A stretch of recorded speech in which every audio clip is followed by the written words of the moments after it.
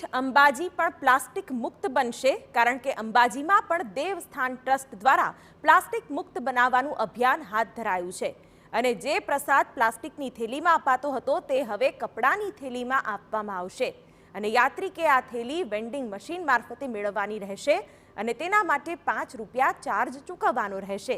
અંબાજીમાં 2 ઠેકાણે automatic plastic bottle crusher machine મૂકવામાં આવ્યા છે, જેમાં લોકો ખાલી બોટલો નાખી જાતે જ ક્રશ કરી શકશે।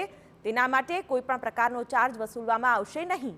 આ બોટલ ક્રશર મશીન અંબાજી દેવસ્થાન ટ્રસ્ટ અને સ્ટેટ બેંક અંબાજીના સહયોગથી automatic plastic bottle crusher machine મૂકવામાં આવ્યા છે।